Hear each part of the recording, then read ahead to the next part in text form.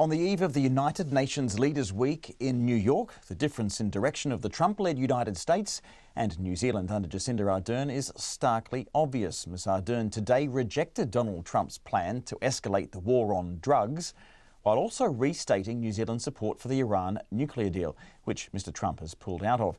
Our Deputy Political Editor Chris Bramwell is in New York and filed this report.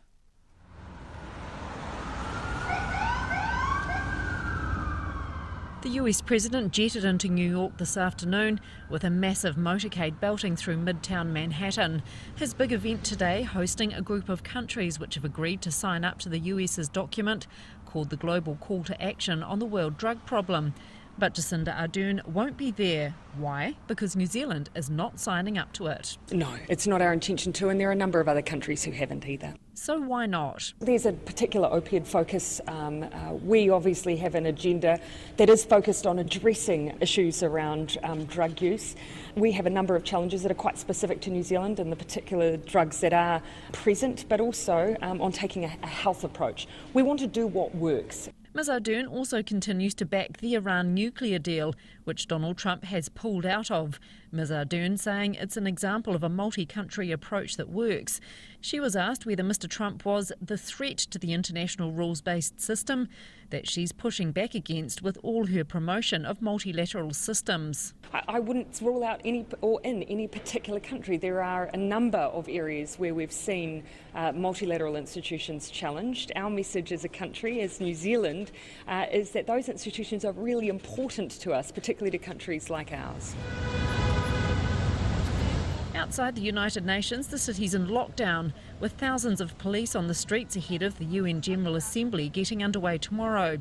There are cordons in place, security checkpoints and hundreds of barrier vehicles, along with 50 trucks full of sand, some of which are lined up in front of Trump Tower. But there are plenty of events off-site as well.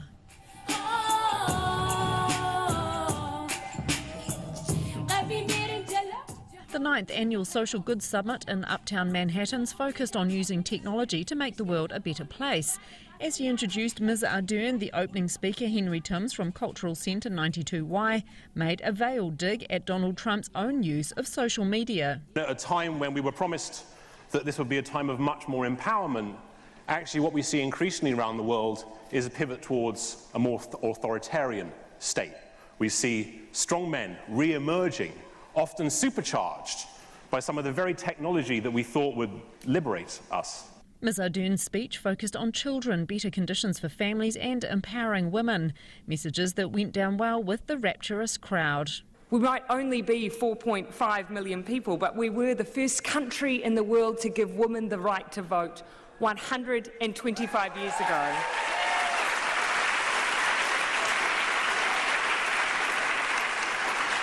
We've had 3 female prime ministers. It's really not a big deal, guys. The Prime Minister has a big week ahead. Tomorrow morning starts with a live spot on the Today Show, a program with an audience of 4 million people. From there, she has 2 speeches and talks with leaders from Ireland, Colombia and Austria. And tomorrow night, she'll head to Donald Trump's reception for visiting leaders, which unfortunately is closed to the media. In New York for Checkpoint, Chris Bramwell.